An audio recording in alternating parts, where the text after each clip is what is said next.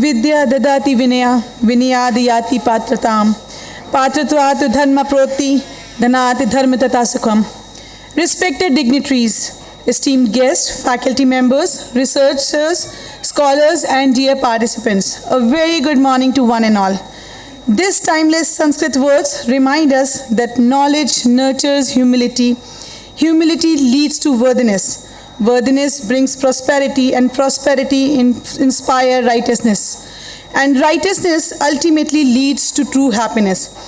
In today's rapidly evolving world, where artificial intelligence is transforming every sphere of human life and cybersecurity serves as the cornerstone of trust in the digital ecosystem, this ancient wisdom is more relevant than ever. It reminds us that technological advancement must be guided by knowledge, ethics, responsibility, and the spirit of continuous learning. It is with this profound thought, I, Dr. Hur Fatima, Assistant Professor, Vivekananda Institute of Engineering and Technology, extend a warm and heartfelt welcome to all of you to the Electronics and ICT sponsored one-week faculty development program on recent research trends in artificial intelligence and cybersecurity. Today, we are assembled here to celebrate the spirit of innovation, research, and academic excellence. This faculty development program provides a unique platform for academicians, researchers, industry experts, and professionals to exchange ideas, explore emerging research trends, and deliberate on the transformative role of AI in building secure and resilient digital future. We are now deeply honored by the gracious presence of our esteemed dignitaries, Professor Dr. Ravi Prakash Iyer, Director General, Vivekananda Institute of Engineering and Technology, Professor Dr. Vishal Jain, Dean, Vivekananda School of Engineering and Technology, Dr. Dimple Tiwari, Coordinator of this Faculty Development Program, and we extend a heartfelt welcome to our guest of honor, Professor Dr. Manju Khari, Dean and Professor, School of Computer and System Sciences, Jawaharlal Nehru University, New Delhi. And our chief guest, which is available online, Professor Dr. Purvi Pokhriyal, Campus Director, National Forensic Sciences, University, Delhi. I request all the dignitaries to grace the stage, please. We warmly welcome all our distinguished speakers, respected faculty members, researchers, academicians, and participants who have joined us from various institutions across the country. Your presence adds immense value to this prestigious academic gathering. Ladies and gentlemen, every great journey begins with the invocation of wisdom and light of knowledge. In the rich tradition of our country, we commence all auspicious occasions by lighting the ceremonial lamp, symbolizing the triumph of knowledge over ignorance and the illumination of minds through learning. May I respectfully invite our esteemed dignitaries, Director General Professor Dr. Ravi Prakash Iyer, Director Sir, Professor Dr. Vishal Jain Sir, Professor Dr. Anand Kumar Sir, Dr. Dimple Tiwari Ma'am, and our guest of honor, Professor Dr. Manju Khari Ma'am, to kindly come forward and grace the stage for the ceremonial lamp lighting, marking the formal inauguration of this faculty development program. And may I request everyone present here to kindly rise and join us in witnessing this auspicious ceremony with a warm round of applause. I would also like to invite Dr. Nidhi Sharma Ma'am to do the light lamping.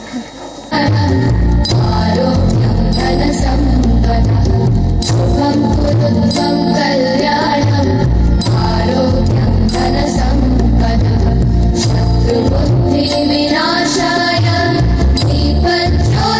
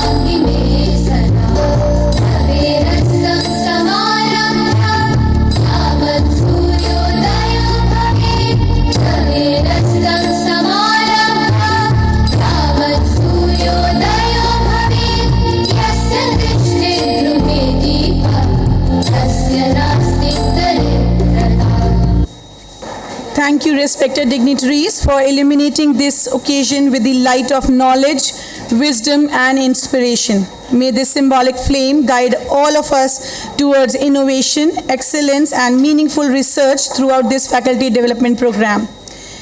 Every memorable occasion becomes even more memorable and meaningful when we take a moment to honor those whose exemplary contributions, unwavering commitments, and distinguished achievements continue to inspire the academic and research community. As a mark of our deep respect and appreciation, we now move on to the felicitation ceremony.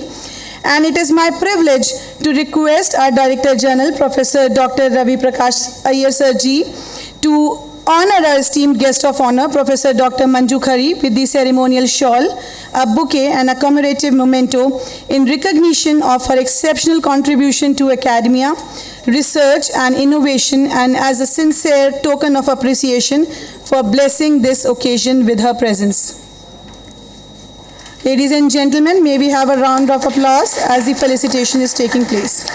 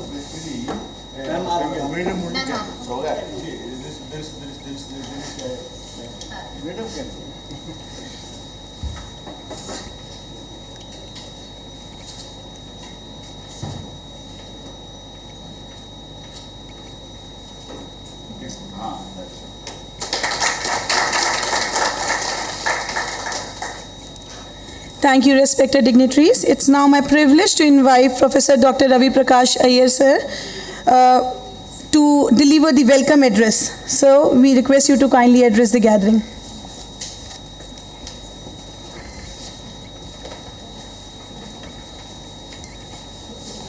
Thanks for the opportunity given to me. I hereby welcome first the participants who are all interested to participate and learn. And the second one, we have invited Professor JNU Manju Ji. So she is also from Computer Systems and Science. It is one of the first department in the name of Systems and Science formulated long ago. In fact, I stayed in as a host in JNU I can say 87 or sometime, 87 or 88 sometime. So when I was first time returning, my professor Karmeshu I used to remember, he was my host. So 3-4 days I stayed there. So JNU is one of the the oldest department. In fact, we can say oldest department conceived from mathematics to systems and science. He was usually the first professor who has come from there as a mostly mathematician and simulation oriented person. So he conceived that idea called systems and science because he remembers stochastic system and take it as system from there and flourish the department. So this is one of the important things we supposed to know. I hereby welcome Manju Ji from the great institution like JNU, and then I also welcome the other organizers like what's the thing is that is Pokhriyal not come. Yes. He's here. Pokhriyal is also part of the program. And in addition to that, what we emphasize in the other guests who are all keynote speaker also, I wish to welcome all of them. May not be available here, but as and when required, they present themselves in the lecture programs.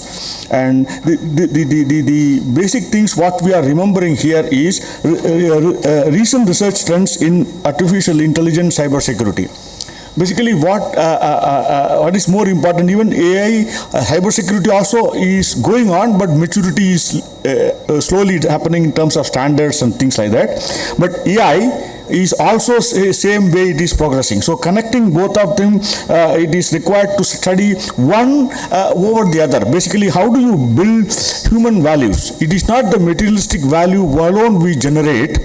out of this technology. So how do you learn and unlearn mechanisms? Create mechanism to unlearn from the data set. See, it learns something, but unlearning also is one area which we need to be a part of the ethics, AI ethics program. How do you incorporate these type of areas? What is a basic requirement to model and simulate and study at the first angle? Because the problem from cryptography is reasonably matured, but in cybersecurity implementation there are weakness is there, and similar way AI is advancing to the maximum extent that certain models don't obey certain kind of the value system which is nation specific.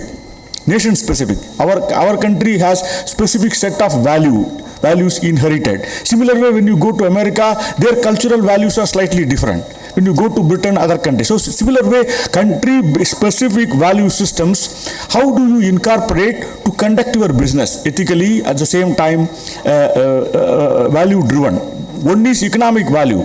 Not only economic value, bringing economic value also important at the same time. It should not lead to improper use of technology to achieve monopolistic activities in the world. So this is also we need to look at it, and we have a good set of concepts, concept-oriented and professional-oriented, deployment-oriented, design-oriented topics are discussed here. Developing comparative understanding of the cybersecurity threats and vulnerabilities, and how those vulnerability models are specific to us with reference to country-specific. And because of social media internationalization, country-specific social media don't operate, because it is, you put everything in either LinkedIn or some of the things. Does it drive your attitude, or it promote anxiety, or it facilitate goodness only? No. So these are all the things. Social media utilization is not a important factor, but how value-driven discussions happening there. Value means country-specific value-driven discussion happening here. So, and those kind of things which is back-end, they can use it for any other purpose to characterize the human being, right? So there are many social media characterize the human being. So Indians are like so and so they are like that. So does it drive monopolic decision, country-specific decisions? So, and those decisions, how do you model and how do you study whether it is just cooked up some of the things, or whether it is country-specific value systems are taken into consideration seriously? So these are all the things we need to look at. Human value-driven AI and application towards this one, especially human value-driven. Not human value or animal value, whatever it is. Human value driven is more important, because human are grown up intelligence, and how to use things, how to develop things. We have a cognitive power, and it should not be exploitative. And how do you create social betterment for this purpose? At the same time, when we see security issues, next generation cybersecurity techniques also studied. AI-driven threat detection, secure machine learning. What's mean that? And there are many models, defense mechanism, adversarial attacks. What are all there? And is the language model what is available open? How many models have adversarial input? There are many classification is there. Stanford created one human AI initiative. There are many models are standardized and put up there.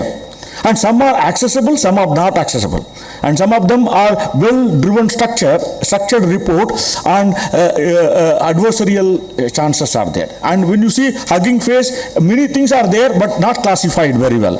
You can have models which can carry the adversarial input. So when we develop applications, the adversarial input start playing role there. adversarial attack, it can be triggered. So what are all the way, and data poisoning activities also studied. So with these, there are many mechanisms are studied in this workshop, very useful. At the same time, I welcome all of you to participate and this one. I thank our faculty member Vishal and the Department of Computer Science and Data Science head, which is also part of this initiative and which will be of more useful. At the same time, thank Dimple Tiwari for the organizing such programs, which we were discussion going on for long, but finally she finalized and come out with the well-structured program. I wish all of you benefit from this. Thank you very much for the opportunity given. Best wishes and regards.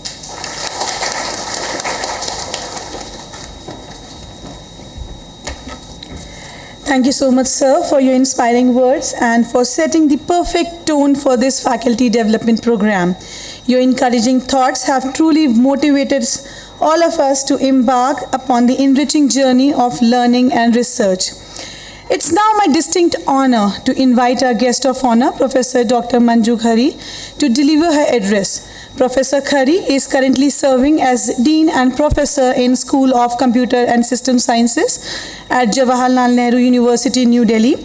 She had made exceptional contributions in the domain of artificial intelligence, information security, cyber forensics, computer networks, Internet of Things, and deep learning.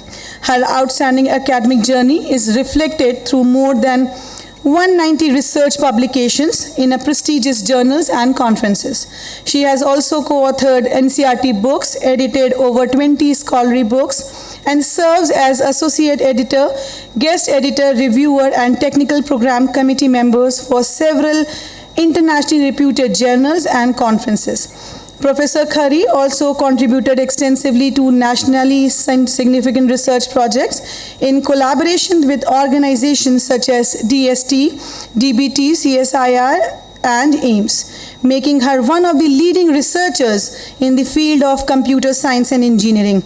Ma'am, your remarkable contribution to research, innovation, academic excellence continue to inspire scholars across the country.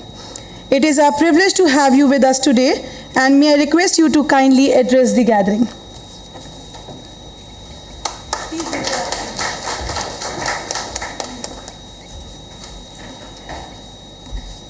Thank you so much. Thanks to all for inviting me here. Thanks for the organization and organizers too. Many thanks to Dimple. She recognized me, or she remembered me to call me here for the guest of honor as well as a speaker too.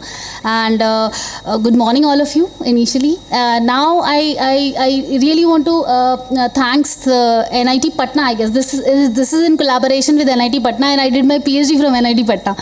So that was really thankful that I am a part of this FDP, which is in a collaboration of NIT Patna and WIPS. So as far as the concept of FDP is concerned, it is a combination of artificial intelligence and security. As we all know that intelligence is basically a part of our daily life. It is not just a tool.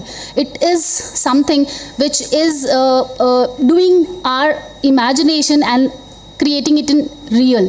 Whatever we are doing with intelligence, that comes into our personalized life. So basically intelligence is coming with a huge power. We know that we can't judge the power of AI. What we can do is we can at least know the process of intelligence, what exactly is going on, whatever data which is fetched by intelligence, what we can make use of it, how we can use this intelligence in our daily life or in our research oriented work. So that is more important aspects which maybe is going to focus on this faculty development program. And as far as security is concerned, we are living in digital world, and this digital world is connected with each other. Even we have small sensors which are connected. So if anyone want to fetch any information of an individual, they don't want to connect with the server or with the desktop. They just connect with the node, and once they get connected with the node, they can fetch your data from anywhere, wherever they want. So this intelligence help hackers to fetch the information easily. Initially, the viruses are come with their patterns. Pattern maybe they are corrupting your file, or they may going to corrupt your system. But now these attacks are coming with learning approach. In first click, they may corrupt your file. In second click, they make your device vulnerable. So this learning, whatever intelligence is doing, that we have to understand with the help of this FDP or with the help of the concept which is given by the speakers, and how we can fetch the data which is authentic, we can use it authentic, because whatever we are doing, we are fetching the data from everywhere. The main role and responsibility comes with an individual is we have to work with an authentic data in an ethical way, that we have to focus on. So all the best for the organizers and the participants. Thank you so much.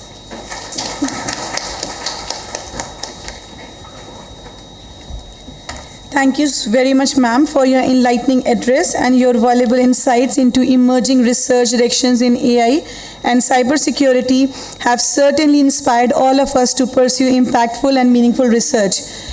We are honored to have our esteemed chief guest joining us virtually for this occasion, and it is now my privilege to invite our chief guest, Professor Puri Pokhriyal, to address the gathering. Professor Pokhriyal is an eminent academician, legal scholar and administrator, presently serving as the campus director, National Forensic Sciences University, Delhi. She is also Dean, School of Law, Forensic Justice and Policy Studies, and director of the Lok Nayak Jayaprakash Narayan National Institute of Criminology and Forensic Sciences. Her expertise spans criminal justice, cybercrime investigation, artificial intelligence and law, constitutional law, alternative dispute resolutions, and forensic justice education. She has authored numerous books and research publications and has served as consultant and resource person for several governmental and non-governmental organizations.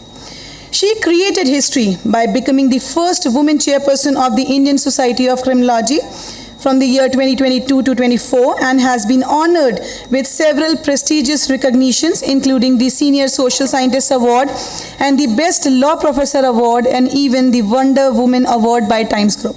Her pioneer initiatives, including innovative programs such as BSc LLB in data science and law, have significantly strengthened interdisciplinary education by integrating law, technology, and forensic sciences.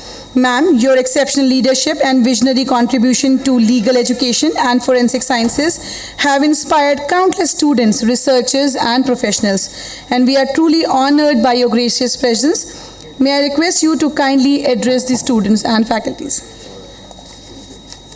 Good morning. Am I audible? Yes, ma'am, you are audible. Okay. Good morning. We have on our dais Dr. Ravi Prakash Iyer. The guest of honor for today's function, Professor Manju Khari, and all the distinguished organizers and participants.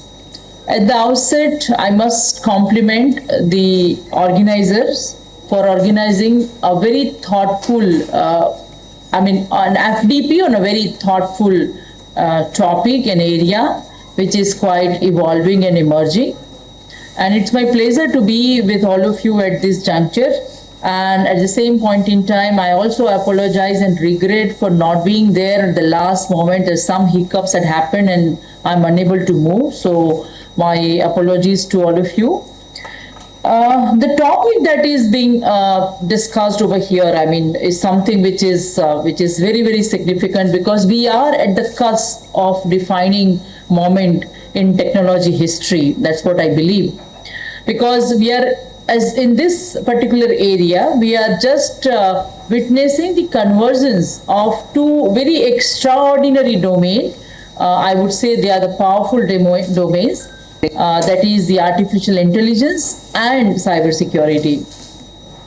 Now, as we all know, and as the earlier speaker also discussed, when we talk about AI is rapidly transforming everything, every aspects of our human interactions, our individual life, the way in which we communicate, the way in which the business operate, the way in which the government delivers services, the way in which the researchers generate knowledge, and we are going for more, I would say, AI integrated approach in our daily life. That what we have been observing, and this trend is going to grow. And that's the reason that the question that we all need to ask to ourselves is that how can, the first question that we need to ask to ourselves is that how can AI improve cybersecurity, or rather I would say that how can humanity, as Professor Iyer also discussed about this issue, how can humanity develop intelligent system in such a way so that the intelligent vulnerabilities do not crop up. So this is the root question for all of us in this particular area. And because when we talk about AI today, we are not, I believe that today we are examining how the knowledge institutions can protect society in this age of machine, because everyone is so much afraid about this new monster. People say that is a new monster which has come into our lives, in public and private life. So I believe that this particular FDP is not only just for the sake of academic knowledge, but would also give some kind of time to think and reflect upon that how we can protect the society in this age of machine, which can learn, communicate, generate knowledge, generate content, and then at the same point in time, it does not affect the core aspects of the humanity, and considering all the ethical understanding and the value framework that we all would like to preserve and cherish as a humankind. So what I believe that cyberspace earlier in once upon a time was being regarded primarily as just a technical domain of computers, networks, software, database, etc. But today I believe that cyberspace has become a nervous system of the modern civilization. You take the example of banking, healthcare, education, transportation, policing, defense, commerce, communication, even to that extent the electoral processes and the public administration. All these areas are so increasingly dependent on the digital infrastructures, and specifically the entire operation that lies on the cyberspace. So a cyber attack is therefore very, very important. Cyber attack is not only today or the attack on the computer, but it is an attack on the function of the hospital, financial institutions, and the credibility of the university, integrity of the elections, and there are so many other things. We have recently, in the past, we have seen this kind of an incident on the ransomware attack on the AIIMS Delhi, and there are so many such kind of an example. To that extent that, even today, it also affects the sovereignty and the security of India. The biggest concern for today for any country is the cyber warfare, and that's the reason that the cyber security infrastructures of any country is required to be strengthened. And on these lines, the government of India is also taking umpteen number of steps that you will discover, and you may be aware about this particular thing during this FDP. So what I believe that the attack which used to be an attack on the computer in yesteryears, then attack now on the originating in the cyberspace can produce very eminent consequences in the physical world, because if you look at the medical and especially the healthcare infrastructure, I would say that any attack that compromise the medical system may endanger the patients, and manipulations and any kind of a financial institution. We have seen the huge financial fraud that happens through this cyberspace, through the medium of the digital technology. And specifically, if you look at the report of the Ministry of Finance, it's more than 24,000 crores of rupees that the people of India has lost, and that is something huge in terms of the economy, that affects the economy in terms of 0.5% of the GDP that is getting affected through this kind of a system. So what we need today, we need today a robust AI framework to secure our cyberspace. And if you look at the report of the World Economic Forum, and specifically on the global cybersecurity outlook in 2026, it also talks about that major apparatus that we are looking forward in the cybersecurity space is about the artificial intelligence. So I believe that this particular training program that is being designed on a very significant topic, because today when we talk about the AI, we are only talking about AI in protecting the different institutions, and including the AI usage in the investigation, in the crime investigation, and then in the crime investigation also the cyber security component that also comes forward.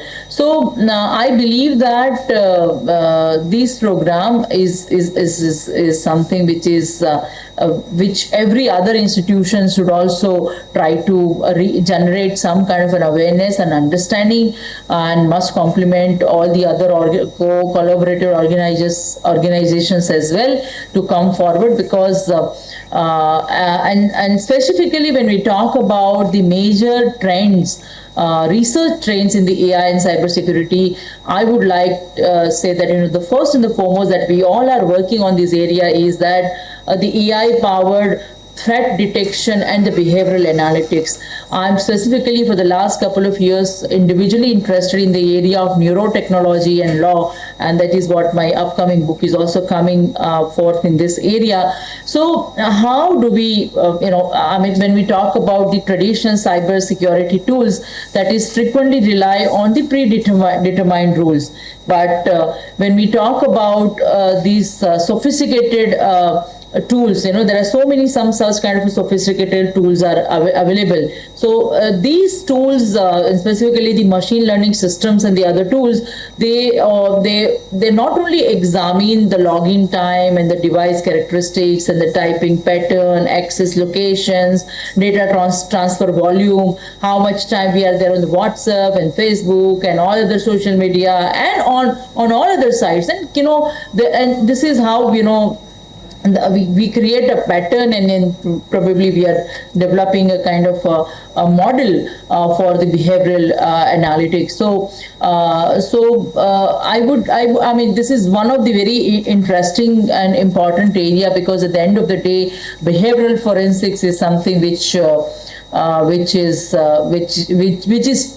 going to change the entire landscape of our human interactions. And when I talk about behavioral forensics, is also includes the neurotechnology, and that this neurotechnology is quite scary, because we have been till now we've been only talking about hacking the computers, but now we are entering into the era wherein they are hacking the minds of an individual. There is some kind of we are losing the autonomy of our individual thoughts, and specifically the mental surveillance kind of a system that we are getting into. So it's the where this all will stop, we never know. But then how do we use this neurotechnology for the greater good, and specifically with reference to, since I come from law, specifically with reference to establishing the criminal liability, with reference to having some kind of a predictive analysis before a person commits crime. Can I get some kind of symptoms so that I can prevent the crime? So we live into a very, very different kind of a world. That's what I believe. So behavioral analytics and the threat intelligence is one thing in terms of the emerging research areas. The second is of course the explainable AI, because one of the most important, one of the major important trend that what I could sense is that about the explainable AI, which is commonly known as XAI, because today many advanced AI systems operate as complex black boxes, and they may provide an output without clearly explain how the conclusion was reached. So this kind of I would also consider this thing that this is something which is being known as a transparency and the integrity of the entire AI system. So this is also something which we can think of. The other thing which is of a greater importance today is all about the individual privacy.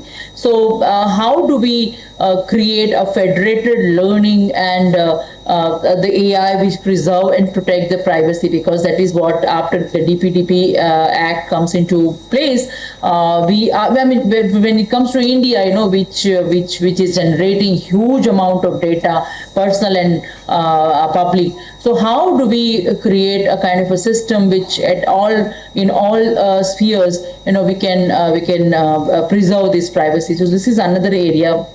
The other thing which we already discussed about the cyber neural network and cyber threat intelligence. So this is also, I mean, one of the area wherein we can think of. And lastly, but not the least, as I said, is the AI usage of AI in digital forensics, basically the crime investigation.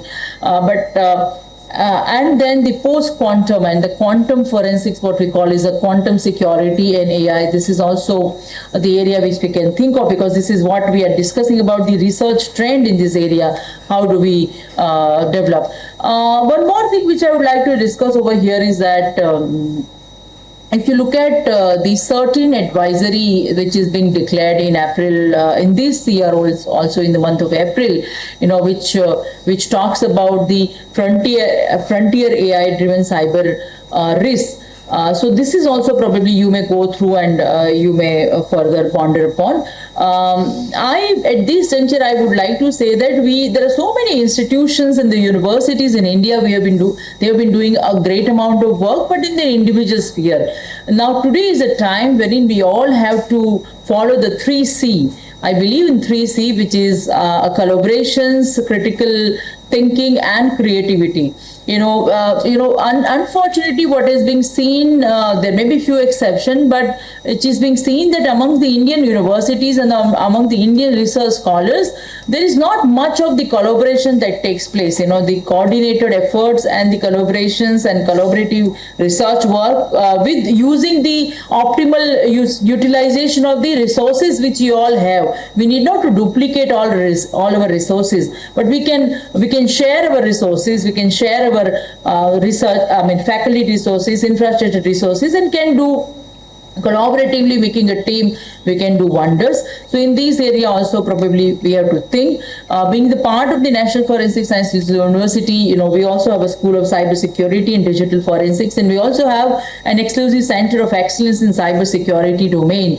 I would urge all of you, because that's a very high-end cybersecurity range and the other tools that is being available at these centers. If anyone would like to use this facilities of the COE, because it's a part of the public university, if anyone would like to join the hands for the collaborative research work, they are most welcome with us, and you all are most welcome to visit the Center of Excellence of Cybersecurity as well. At the end, I just would like to say one thing, that let this FDP generate new ideas, and these new ideas lead to a responsible innovations, and these innovations may contribute for the safer and stronger and trusted digital India for which we all are aiming for. So thank you for the opportunity. Thank you very much. Thank you very much, ma'am, for your inspiring and thought-provoking address. Your valuable perspectives on the cyber law, forensic sciences, and the responsible use of artificial intelligence have greatly enriched this inaugural session. So every successful event is the outcome of collective efforts, dedicated planning, and unwavering support. So to formally conclude today's inaugural session, I would like to invite Dr. Dimple Tiwari, coordinator of this faculty development program, to propose the vote of thanks. Ma'am, the stage is all yours. Please give her the round of applause.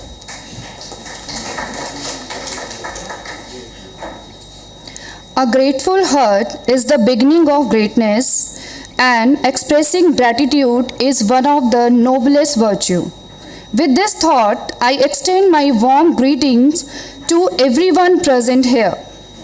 A very good morning to respected Professor Dr. Purvi Pokhriyal, our Honorable Chief Guest, Professor Dr. Manju Khare, our esteemed guest of honor, Professor Dr. Ravi Prakash Iyer, Director General of WIPS TC, Professor Dr. Vishal Jain, Convener of this FDP, distinguished speakers, organizing committee members, esteemed faculties, and participants. As we come to the close of this inaugural ceremony, it is my proud privilege to propose the vote of thanks.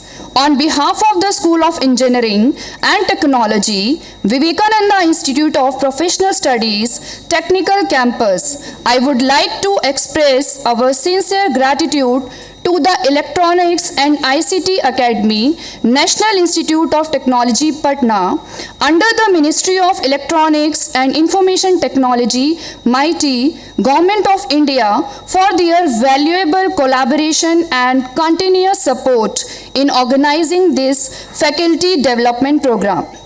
I extend my heartfelt gratitude to our chief guest, Professor Dr. Purvi Pokhriyal, for gracing this occasion with her esteemed presence and delivering an inspiring inaugural address. Your insight, thoughts, and words of encouragement have truly motivated us and have set the perfect tone for this faculty development program. I express my sincere gratitude to our Guest of Honor, Professor Dr. Manju Khare, for sharing her valuable insight and inspiring all the participants with her vast academic experience and vision. Your presence has added immense value to today's inaugural session. I am deeply thankful to our respected Director General, Professor Dr. Ravi Prakash Iyer, for his continuous guidance, encouragement, and support in making this program success. I extend my sincere appreciation to our convener, Professor Dr. Vishal Jain, whose meticulous planning, valuable guidance, and dedicated efforts have been instrumental in organizing this faculty development program successfully. I extend my heartfelt thanks to all the distinguished resource persons who have graciously agreed to share their expertise during the coming sessions, and we eagerly look forward to learning from your rich knowledge and experience throughout this week. A special note of gratitude is due to the members of the advisory board, organizing committee, technical team, administrative staff, student volunteers, and every individual who worked tirelessly behind the scene to ensure the smooth and successful conduct of today's inaugural ceremony. My sincere appreciation goes to all the faculty members, research scholars, industry professionals, and participants from various institutes across the country for your enthusiastic participation. Your presence reflects your commitment to the continuous learning and professional excellence. As we begin this week-long journey of learning, collaboration, and innovation, I encourage all the participants to actively engage in every session, interact with the experts, and make the most of this wonderful opportunity. Once again, thank you all for your gracious presence, encouragement, and support. We wish everyone a highly enriching and rewarding faculty development program. Thank you so much. Jai Hind. Thank you. So thank you so much, ma'am. With this successful conclusion of the inaugural session, now I'd like to request everyone to kindly rise and stand for the national anthem, and as we conclude the opening ceremony of this FDP.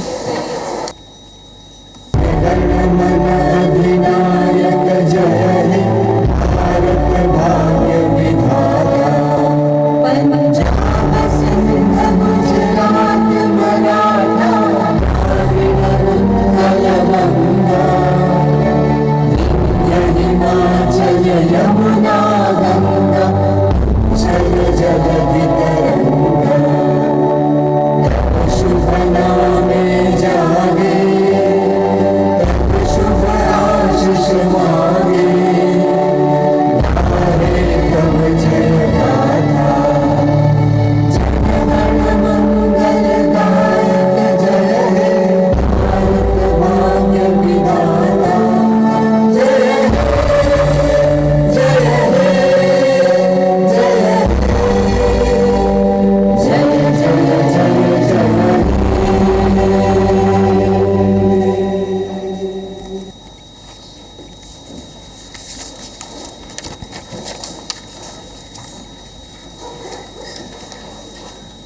So now we move, please be seated, guys. So we are now moving towards the first academic session of this faculty development program. And now I would like to invite Professor Dr. Manju Khari to deliver her keynote address. Today she will be delivering an expert lecture on issues and challenges in Internet of Things, Security Smart Connected World, where she will share her valuable insights and experiences on emerging research trends, recent technological advancements and future directions in artificial intelligence and cybersecurity. Ma'am, your distinguished academic journey and unwavering commitment to research continue to inspire scholars and educators across the nation. So it is our privilege to have you with us today. Ma'am, please.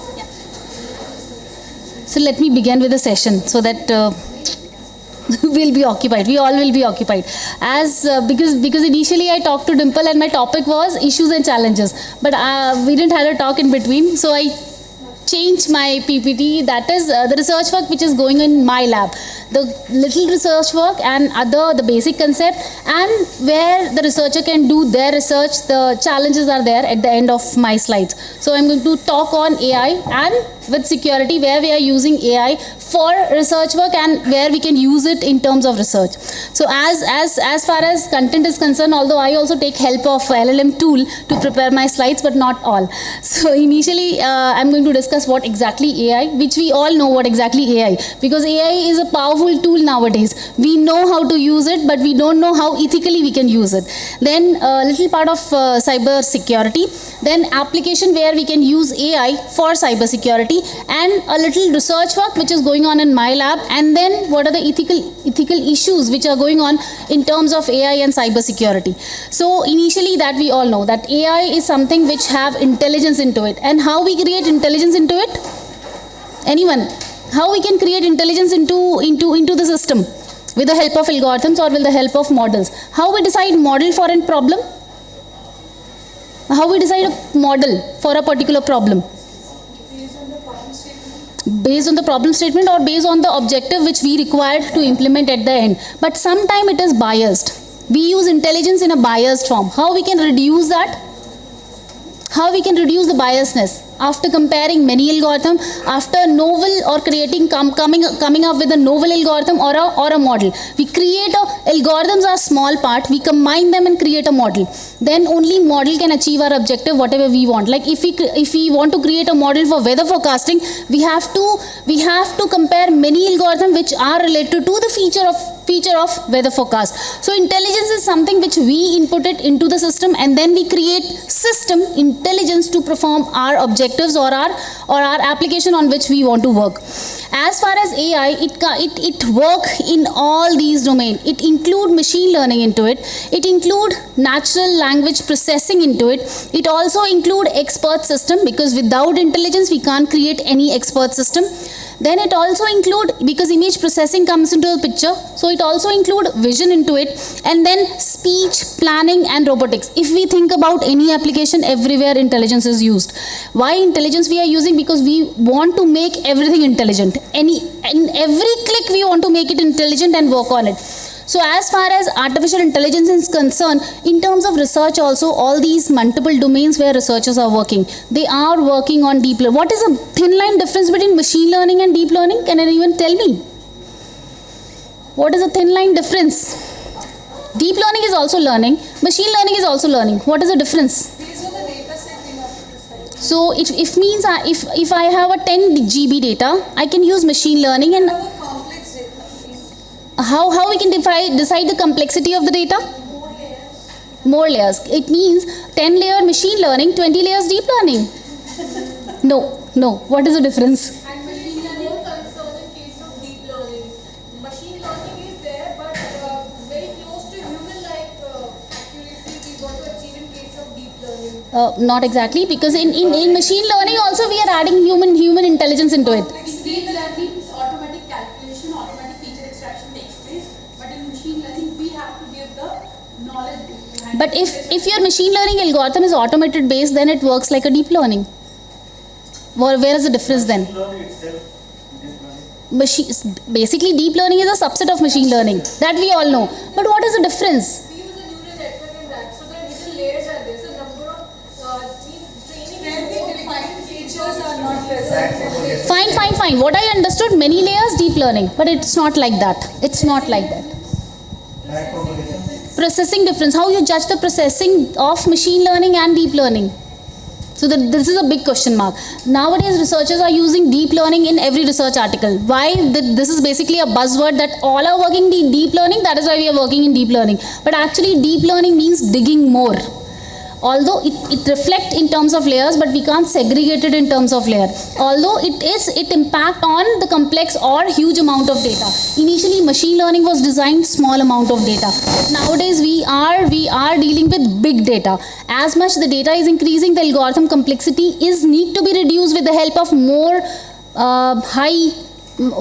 effective algorithms, and there deep learning comes into the picture. Although there are many more technical differences, but this is not the difference that hidden layers are increased and other things are increased. So this is not exactly the differences. Difference is the big data is a major issue where we are using deep learning. Although if you can look into the research articles, people are using same data sets on machine learning as well as on deep learning.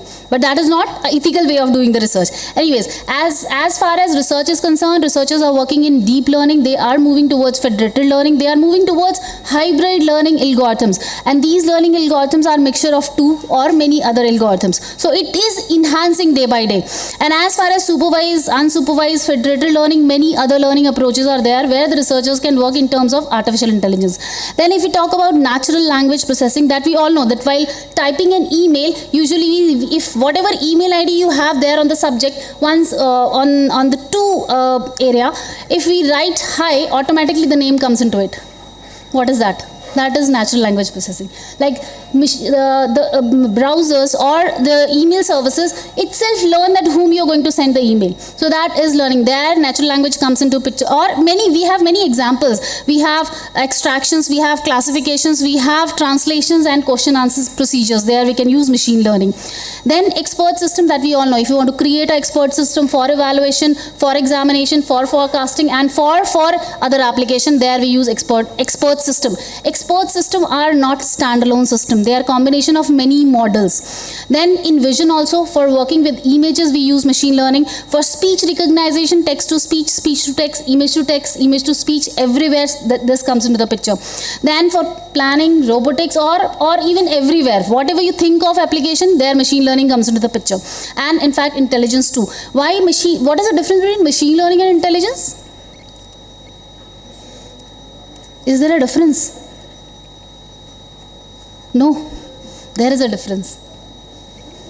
Intelligence we are putting into it, something into it, some intelligence into it with the help of machine learning algorithms. So machine learning algorithms are basically artificial intelligence is a huge thing. In that artificial intelligence, machine learning is a sub part of it. Then as far as security is concerned, in security we deals with confidentiality, we deals with integrity. What is confidentiality? That is between us. 2%, that is confidentiality. What is integrity? Just to brush up your basic concepts. Integrity is no changes, fine. Any other word? Maintaining originality of the message which is passed between two nodes or two confidential people. What is availability? Whenever you need resources, they will be available for you in an authentic way, not in an unauthentic way. So if we talk about cybersecurity, it deals with authenticity, it deals with authorization, it deals with integrity, confidentiality, and also encryption and decryption. Because without encryption and decryption, we can't enter into cybersecurity.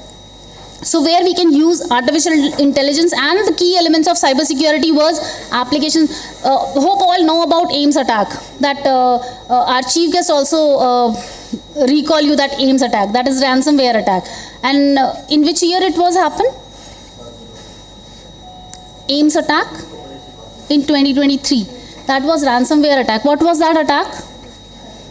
What is the meaning of ransomware? It is basically someone captured your desktop, someone captured your system, even you are the authentic person, but still someone else is capturing your system and they won't allow you to access your own system. That is ransomware. And that was happened in 2023 in AIMS. And what was the issue behind that? Any idea, any guesses? The whole system was trapped. The whole server was in control of attackers. What was the issue? Issue was the pirated window. Because many desktops have previous window version. We all have smartphones, right? And whenever the update comes, what we will do? We'll go for updates. Why we go for updates? Because we want to use the new version of the operating system. And the operating system Windows, which aims people are using, they are the older version of operating system, and they have not upgraded the operating system. So why these upgrades will come? The upgrades come for if they have any loops behind in the previous versions, they come up with the new version to overcome all the issues which are there in the previous version. That is why updates were come. That is why updates usually come, and the system which are used by the AIMS person, they are basically the previous version of operating system. So the attackers know where to attack. They know the loopholes of the previous version and they attack it. They seize all the system and they won't allow the authentic person can use that particular system. That was ransomware. Although ransomware attack was detected 5 or 8 years before, India was in the list at that time, but we are not working on the preventions of ransomware attack. As far as cyber attacks were concerned, usually attacks happen in these major levels. We have user, we have attacker, and the attacks were happen at operating system level. That is ransom attack. That was whatever the loopholes were there in operating system. If attacker know that this maybe the loop which is open that makes your system vulnerable, they attack through operating system.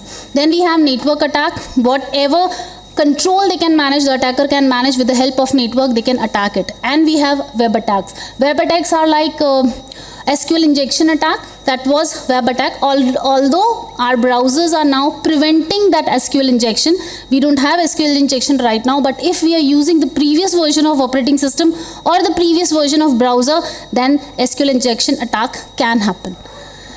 And as far as challenges are concerned, we have the major issue, that is ransomware, because we all know that freebies are always attractive and we go with the freebies, and previous versions are always free.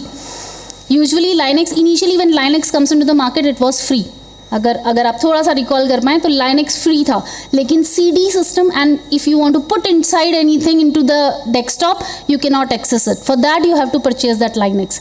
Slowly, gradually, the coders can work on it and they create their own CD drivers so that Linux may be easily possible हो पाए, हम CD access कर पाएँ. But initially that was not possible. So whatever comes with free, that is always harmful maybe, and they are fetching the information from the user, whatever they are fetching from an individual from the system. So ransomware is one of the attack which is issue and a major problem, and we don't have the softwares which can detect this attack. Researchers can work on it to detect and prevent this ransomware attack. Then we have IoT attack. IoT means small devices communication. We have small nodes. If we have wearables, the wearables doesn't have that power. They can hold antivirus into it. That's true, because nodes are small nodes, and if anyone want to communicate between the node, can anyone tell me which protocol we use for communication? For node communication, not for network to network communication. TCP/IP is for network to network communication. For node to node, a small node communication to the other node. That is a very basic concept of IoT. That is even I forget. That is, I'll let you know. I know that is a lightweight protocol, and that was designed by IBM in 1994. That lightweight protocol is basically used for communication between one node to another, and that. No, that is not peer-to-peer. I am not able to recall right now, but I'll let you know at the end of the session. That protocol is used for only communication between the two nodes, not into the network. But if anyone can hack that particular communication, they can access your device. Because if anyone want to attack your phone, they don't have to create a path to connect with your device. They can connect your small node, then your small node is always connected with your phones. So they can pass that channel and they can trap your system. Although there is a little high security in Mac, less security in Android, because number of things which are coming in Android that are very vast and they have n number of features into it. So it is, although it is very tough to detect a node, which is any node we have which have unique identification ID that can discoverable on web, that can easily be attacked. So that is IoT attack. Means if anyone want to attack or they can use your Amazon account, they can easily connect with your home. Whatever is going in near the Amazon or Eco, they can easily fetch it. So that kind of attack can happen with the help of IoT attacks. Thank you. Then we have phishing attack, means sharing a link with others, and if the links were shared and clicked by any individual, that is phishing. Then we have blockchain and cryptocurrency attack. Although we know that blockchain is little bit secured, it work on decentralized feature, but still we can use it for crack one network, or we can use it for crack any network. So these blockchain and cryptocurrency attacks are also in an research domain where the researchers can work. Then we have software vulnerabilities, like any software which can easily be checked whether it is attackable or not. So we have number of softwares. If we input that software into the devices, they can check whether that particular system is vulnerable or not, or where we can use that particular system vulnerability. Which problem?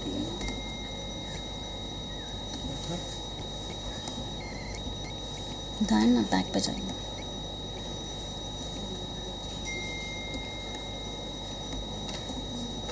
Then we have machine learning and AI attack, because initially the attacks comes with normal pattern or single pattern, but nowadays attack are coming with multiple patterns. They initially in one click they may do something else, and in other click they learn with the system and they corrupt your or make your system vulnerable.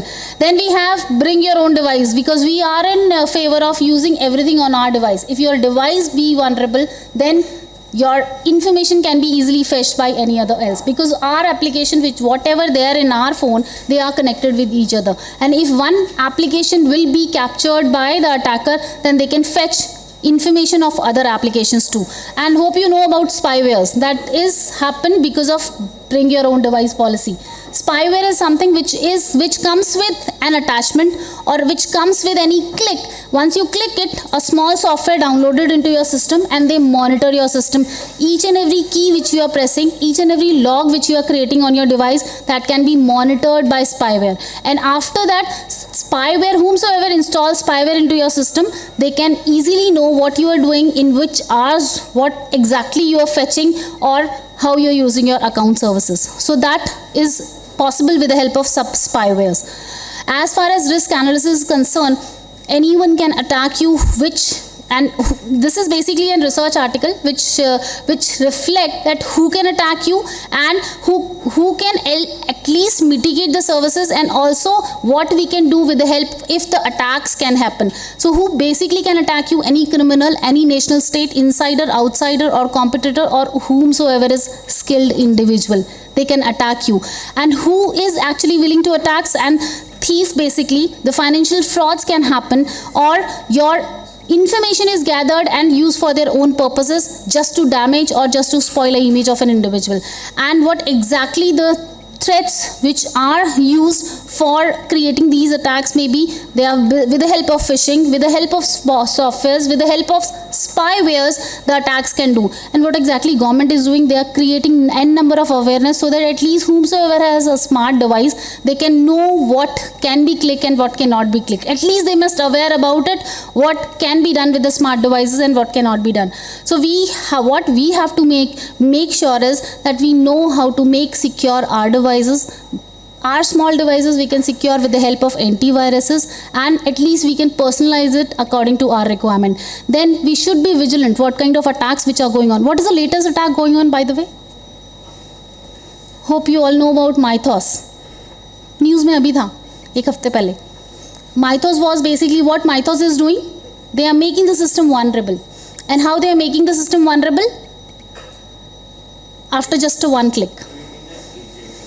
Kind of agent. Mythos is it is an agentic system. What exactly it is doing, they are just capturing, monitoring, and doing everything with a vulnerable system, and they make your system vulnerable anytime, whenever they want. Although Mythos was not declared till yet, but in terms of research it was too harmful, that is why it is not open till yet. Then AI and cybersecurity. If we talk about AI and cybersecurity both, it comes with rule-based system, because AI actually help us out to put intelligence into it, and rules which actually help us to create some rules in terms of intelligence, and then we can prevent our system. Then we can use n number of machine learning algorithm as well as deep learning algorithms to make our system more efficient, so that we can at least prevent our system. Then we have automation also we can do. If we look into the scenario of global records, it says that till 2028, because of AI, the cyber systems and the secure system is more, we have to work on AI more effectively so that we can secure our global system. And if we look into the benefits of AI and cybersecurity, initially what AI can help us out, because we have n number of attacks which are going on. What AI can help us out, at least we can read and analyze all the attacks and their patterns, and AI can help us out to prevent our system in an initial, because what we can do with the help of AI is we can just come up with the predictions, and that prediction maybe help us out to prevent our system. Then at least AI can help us out to monitor the threats and at least identify the unknown pattern. Can anyone tell me how the antivirus work? Or anyone have idea about antivirus? How antivirus can work? We all know about antivirus, right? We have n number of antivirus which are running in today's market. Antivirus usually have a patterns, or they have a signatures into it. It doesn't mean that Mythos comes into the market and antivirus detect it. No, it is not at all possible. Why it is not possible? Because whatever happened today, the signatures cannot be created then and there. So what antivirus's research team can do, they know the they at least check or monitor the networks. Once they monitor the network, if there is something which is anonymous going on with the help of one attachment, this is one example. If one attachment is traveling into more than 100 email IDs and something anonymous happened in all that 100 email IDs, then they can check the pattern and then they can create a signature of each and every pattern. Once they create a signature, then they can add into the antivirus database. Once it is into the antivirus database, so if an antivirus is there in your database or in your desktop, they can give you alert that this particular download maybe create a problem for you, or this particular download is not possible into your system because it is not preventive. So antivirus have a particular research team, they work for it and they create their own signatures. And how they create their signatures? On the basis of pattern, on the basis of behavior, on the basis of a particular network. So once they can create a signature, then that is easy for us with the help of AI to create those signatures more fastly. So this AI can help us to identify the unknown pattern or anonymous patterns which are there in the network. Then AI can also help us to create an overall security. Although we have DPDP Act in India, when it was announced? In 2024, April 2024, that is Data Privacy and Prevention Act, which is there in India, and we can, after reading the act, at least you come to know about what preventions we can take, what are there in our rights, and what are the actually act reflects to. Like for every individual we have an act which help us out for the privacy of our data, which data is private and which data we can prevent with the help of act. Then AI can also help us out to segregate the data, lot of data, and it can optimize it, it can minimize it, and we can store that data with the help of AI. Then we can also reduce the duplicacy of data with the help of AI. We can also create signatures, certificates, and detection and response technique with the help of AI. So this is one application where we can use artificial intelligence in terms of cybersecurity. Like whatever behavior is going on in the network, that can be analyzed with the help of AI algorithm. The signature that we talked about, like the antivirus signature, that can be created and that can be designed with the help of AI algorithms, and we can use it for securing a system and a network. Then we have predictive analysis. They can analyze all the patterns, they can analyze all the logs, and they can at least give you an alert where exactly we can prevent our system. Then we have anomaly detection. Anomaly means something which is not in favor, not in favor, or not authentic. That is anomaly. And there we can use unsupervised learning. We can use statistical analysis for detecting anomaly detection. Then we can also use cluster analysis, means group of data. We can analyze it, that particular data is favorable for our work in terms of security or not. Then malware analysis is also done with the help of AI in terms of cybersecurity, because we can analyze the behavior, we can analyze the pattern, we can analyze the feature. If we dig more into the patterns, we have to analyze the feature. What feature matching with each other, we can extract the best matches feature and then we can use this. What is zero-day detection? Not recognized, no trust. And that because we are living in this digital era, and here there is no trust. You cannot trust any link, you cannot trust even whatever sent by an individual or to your neighbors or peer. So that zero trust detection approach we can use, so that at least we can prevent our system, our devices. Then we have dynamic analysis, which can be done with the help of sandbox simulation, with the help of AI for cybersecurity. Then we have intrusion detection system, that we all know. Intrusion detection system is something which we can at least detect whether the particular system is in a vulnerable mode or not. And although many organizations, MNCs have their intrusion detection system and prevention system, if anything anonymous comes into their network, they stop it then and there with the help of intrusion detection system. But how intrusion detection system work? They use behavior analysis, they use real-time data. If something is anonymous, they can stop there and there. Then we have adaptive learning. If something which is anonymous, which is continuously coming, they adapt it and they stop it. Then we have anything which is not common or which is not a normal behavior, that is detected by intrusion detection system, and then they prevent it. Then we have network security. In network security, we use threat intelligence. Threats are basically attack, and attacks which we can judge with the help of their pattern, with the help of their features, and we can detect it, analyze it, and then chairperson.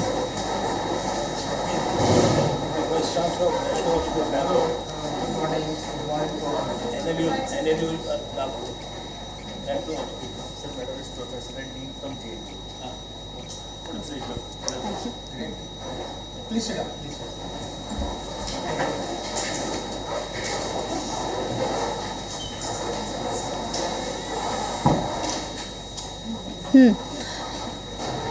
Back to network security. So network security we usually use for infrastructure level, where we create an n number of networks and we have to prevent those networks with the help of tools or maybe with the help of firewalls. But there also we need threats intelligence so that we can detect the attacks.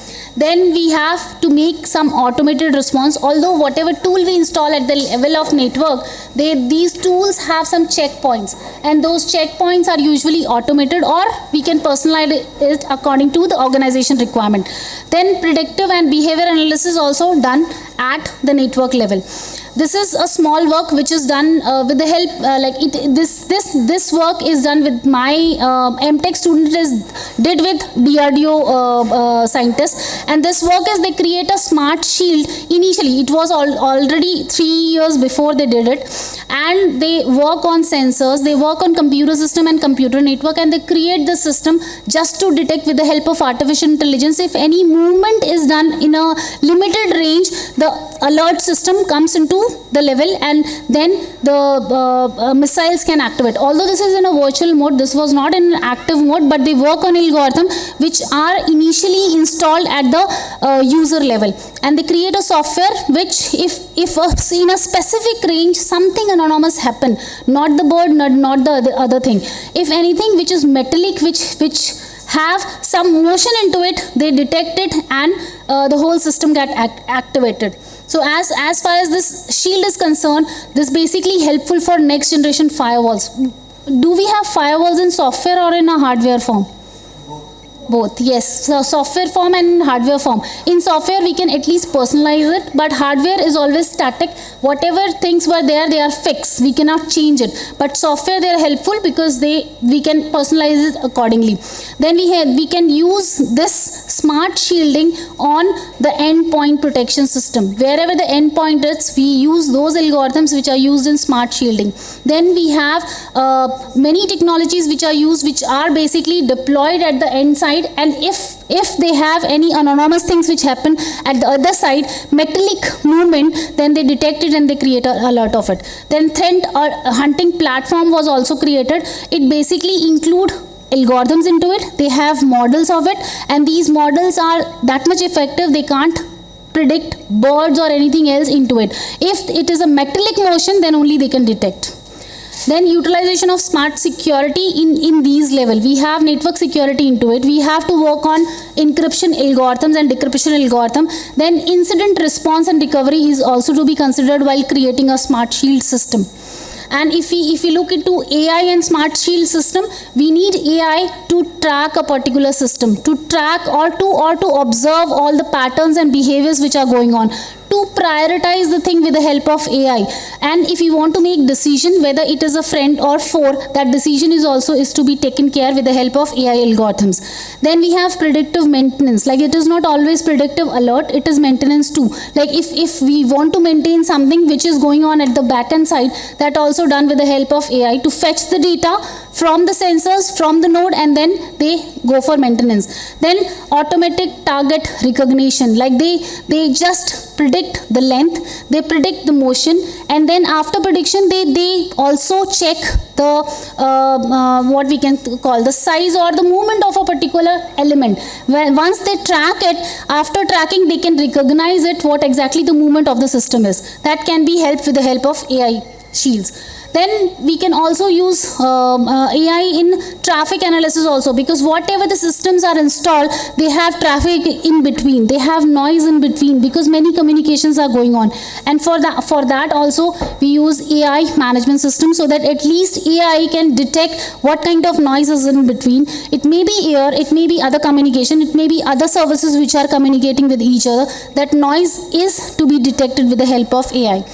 Then we also use cyber physical system, that we all know that cyber physical system we create just to create a security in all the scenarios. This is basically a figure which shows a cyber physical system. We have sensors, we have computing, we have communication, we need storage also, and we need actuator too. And all the combination of all these five can create a cyber physical system. Because for sensor we need all the sensors which can be uniquely identified. If those sensors are not identifiable, then they cannot come into the network. For computing we need information, and hope all know about information leakage. What exactly it is? What is leakage? Information leakage. That is breaching of a data. That is information leakage. Like if any data they reach to the breach, and the data which is spoiled or fetch out from the system, that comes under information leakage. So if we use computing things into it, we have to work on information leakage. We have to identify the leakage, if it is there or not. We have to create some algorithm so that we can fetch out the errors into it, and not only error, what exactly the risk we can fetch it out while computing. Many researchers are working on computing algorithms, but they hardly bother about the risk and errors. They know the predictivity, they know how to fetch out the preventive measures, or they can predict it before, but they hardly bother about to work on errors and risk. Then if we talk about storage, we need to manage and modify the storage according to the requirement of application.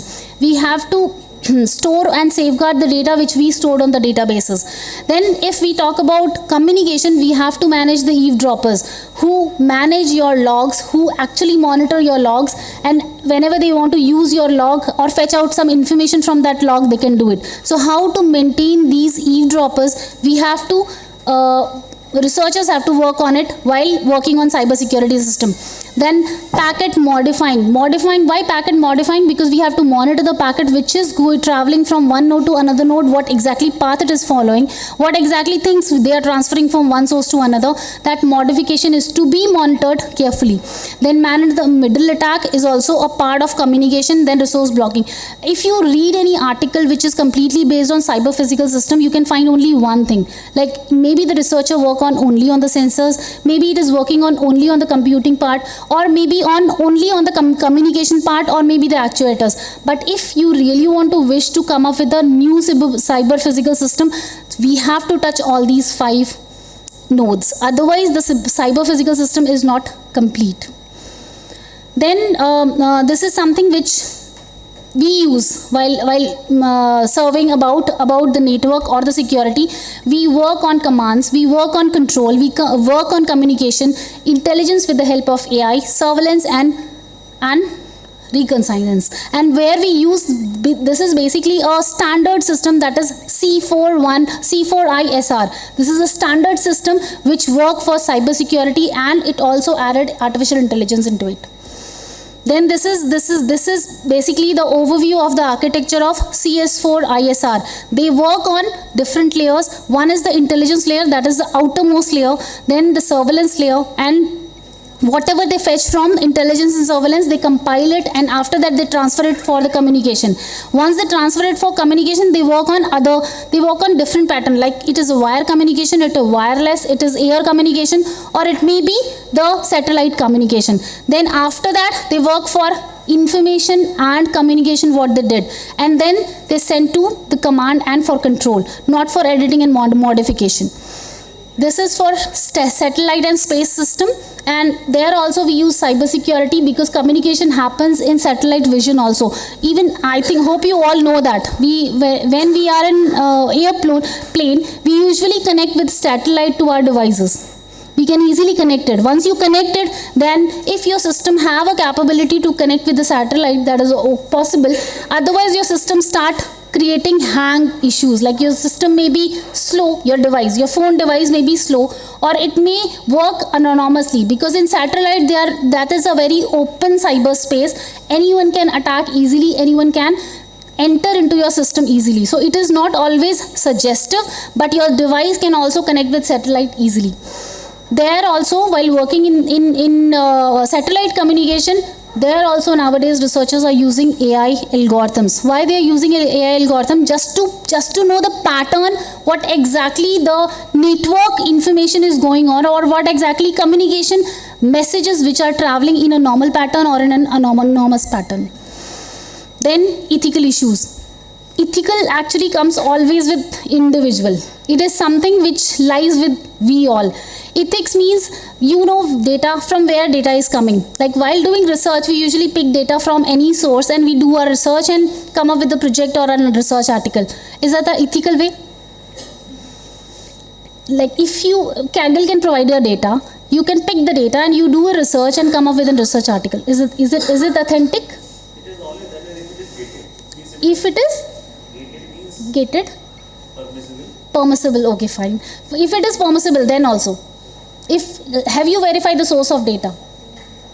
If you verify the source of data, then it is authentic. If you are not able to verify the source of data, and the source may not be authentic. If I upload any XYZ data, can you trust that? As you told that it's totally dependent upon the individual. Yes, that is why I said ethical means individual. That completely depends on, although we all are academicians and we want our scholars to work on research, that we all want. So what the scholars will do, they come up with any data that is there on Kaggle. We worked on that data and nothing is available other than Kaggle. So that is why we use it and we come up with the result. Is it a good way of doing research? To be very honest, as a mentor, as a faculty, at least we should have to verify the source of data. If that particular data is used by many other researchers, it doesn't mean that only peers have used that data. No. Any other researchers means you have to cross-validate the particular source of that data. Once that data is verified by you, then your researcher, you and everyone can use that data. Because we have authenticity that, yes, 5 or 6 researchers are already using that particular data. So that authenticity data means from where the data is coming, we have to verify it. How the data is to be used with the researcher. Like only using 2 or 3 algorithms and coming up with some prediction is okay. There is no novelty. We are just comparing the algorithm which is already there in the research market. We are picking the data which is already there on the research in the pools, and we know these are the accuracy, precision, recall, and somewhere error. Only these 4 parameters are available. We are picking those parameters and coming up with a research article. Is that research? Although my scholars did that. Sometimes I can't stop that. But still, at least we can prevent ourselves for doing that plenty of research. At least we can stop them, or at least we can use that for comparison and coming up with the novelty. So ethical is basically making the decision. This is in terms of military operation, but in terms of academics also we have to make decisions whether the data, from where the data is coming, is to be the authentic one. How we are using that data. It doesn't mean that data can use you and come up with some predictions. Already n number of researchers have given the predictions, but you also come with a new prediction. No, it's not that. It's not research. So we have to maintain that decision while picking the data, while following the data, and while coming with the results. As far as military operations are concerned, they work on the data which is only created by them and used by them. Then we have data security and privacy risks are also there, because data which is coming everywhere, that is not always secure, that is not always used for the preventive measures, and we have to maintain the risk also. While doing the research, do we calculate the risk? At which level we have to maintain the calculate the risk while doing research? Which level? 1. Every means?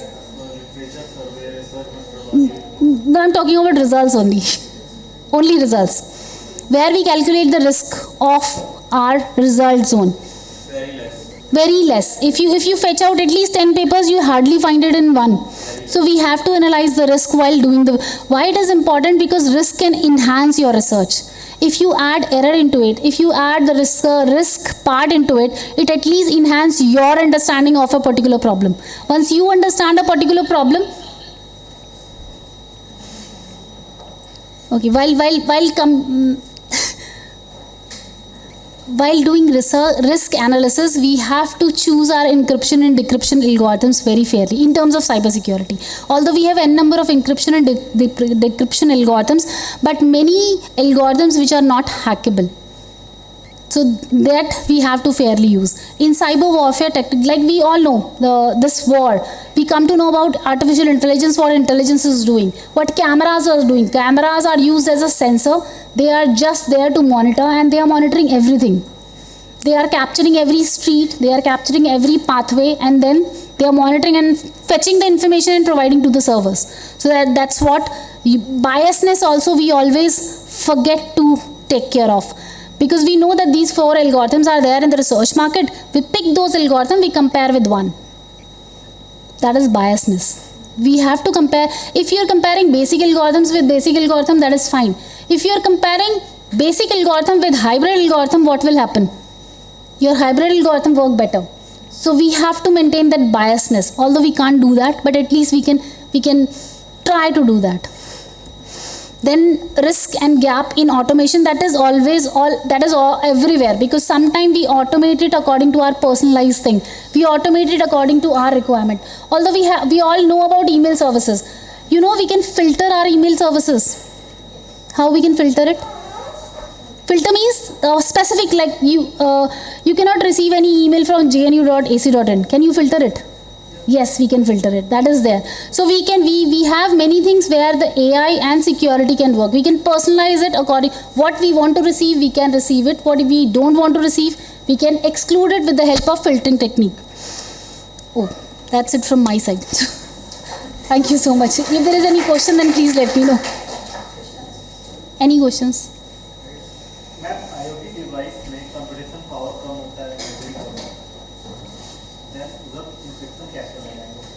उसमें encryption आप नहीं लगा सकते. You have to use encryption at the major node level. आप devices में encryption लगा ही नहीं सकते. But there is IBM designed protocol is there that is anyone can Google it. IBM proposed one lightweight protocol. No, that is not Zigbee. No, that is very lightweight. That protocol we can use for securing those nodes. That is and no other company has proposed till yet. researchers are working on. Of IoT devices जो कि बहुत different तरह के होते हैं, common protocol तो है नहीं पूरे वर्ल्ड में, सबका अपना अपना अलग नहीं, सबका अपना अपना हो सकता है, बिल्कुल हो सकता है सबका अपना अपना, लेकिन स्टैंडर्ड प्रोटोकॉल्स भी हैं मार्केट में। ऐसा नहीं है स्टैंडर्ड फिर आपको IBM से अप्रूवल लेना होगा। They can create that protocol and they make your device to communicate in a secured manner. Latency delivery है, सारे ही रिसर्चर्स लेटेंसी पे ही काम कर रहे हैं। सारे अटैक आपने कर लिए लेकिन आपने सही समय पर कुछ रिएक्ट नहीं किया, तो फिर फायदा क्या डिटेक्ट करने का? That is the missile. No, it's not that with missile. Missile का जो अपना टर्मोलॉजी होता है ना, वो उनका अलग होता है, सारा सिस्टम ही अलग है उनका। Control panel they pointed in that manner कि अगर वहाँ से सिर्फ मूवमेंट भी होगा ना, बिकॉज स्टार्ट से लेके लॉन्च होने तक ना, they have some specific time. In that specific time if our system can detect, then we can prevent also. No, it's not lightweight. Why I'm not recalling it, ma'am? No, it's not kryptonite. I'm so sorry, but I'll message. I'll message it for sure. That is only one protocol which actually, and that is free for researchers. That is free. आप उनको mail कीजिए. They provide you the work on that particular protocol in free for 1 year. And that is designed and developed by IBM. No other company is providing right now. Thank you so much.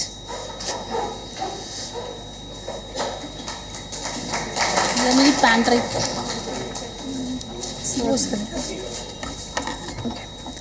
Okay, thank you so much, ma'am, for such an insightful, enlightening, and thought-provoking session. Your valuable perspectives, rich academic experience, and profound understanding of emerging research in AI and cybersecurity have provided all of us with meaningful insight and fresh direction for future research. Ladies and gentlemen, we shall now break for lunch, and may I request all the dignitaries, esteemed guests, speakers, and the participants to kindly proceed for group photograph at the reception area, followed by the lunch. And the technical session will resume as per the scheduled program online mode. Okay. Thank you so much. Thank you very much.